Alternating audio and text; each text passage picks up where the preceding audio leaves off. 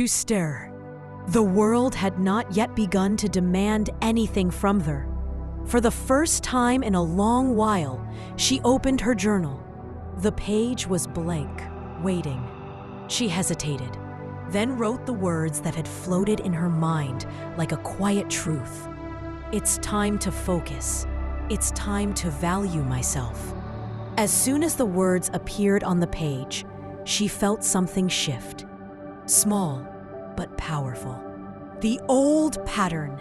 Mila had spent her entire life trying to please others.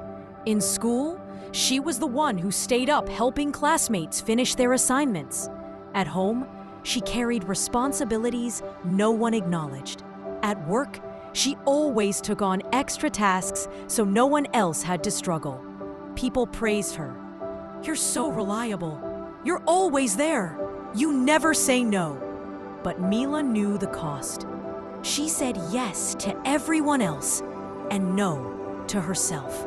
Her dreams, once bright and full of fire, had quietly drifted into the background.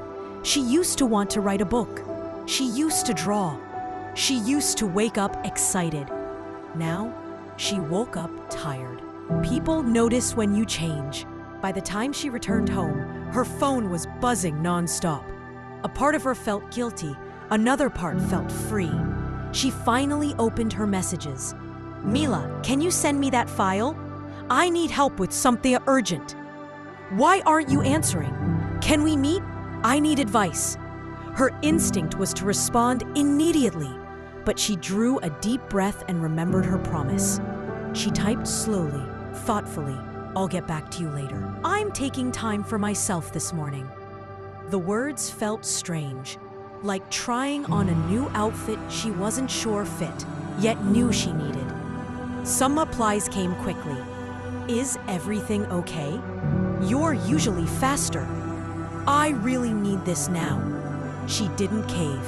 Instead, she closed her phone and returned to her journal, uncovering herself again.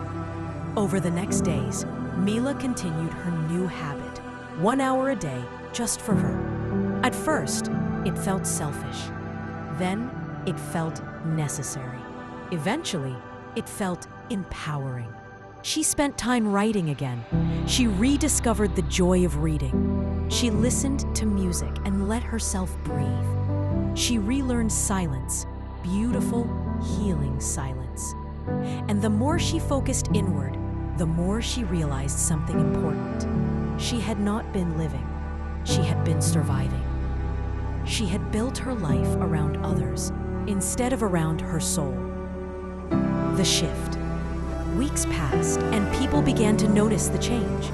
Her coworker asked, "You seem different, more grounded." A friend said, "You're not as stressed. What's your secret?" Mila smiled softly. "There's no secret. I just stopped abandoning myself." At home, she began saying small but powerful words. "I can't do that today. I need some time alone. No, that doesn't work for me." The first no felt like a lightning strike. The second felt like a breath. The third felt like freedom. The moment of truth. One afternoon, her closest friend called, sounding frustrated. "Mila, you've changed," her friend said sharply. "You're less available. You're always busy with your new habits." Mila paused. Before, she would have apologized, but now she understood something crucial. People who benefit from your lack of boundaries are the first to complain when you create them. She spoke gently, not angrily. "I'm not trying to distance myself. I'm trying to take care of myself. I need this." There was silence on the other end. Then a sigh. "Okay, I just miss how things used to be." Mila's heart softened. "I understand." Valuing herself. Months later, Mila felt like a new person. Not because her life was perfect, but because she had become the protector of her own peace. She finished writing the first chapter of her book. She created a small morning ritual she loved. She spent time with people who respected her boundaries. She let go of guilt and embraced growth. One evening, she looked at her reflection in the mirror. Not the tired version she used to see, but the glowing, steady woman she was becoming. She whispered to herself, "I'm proud of you," and she meant it. The message she carries now. Every time someone asks her for advice, she shares the lesson that changed her life.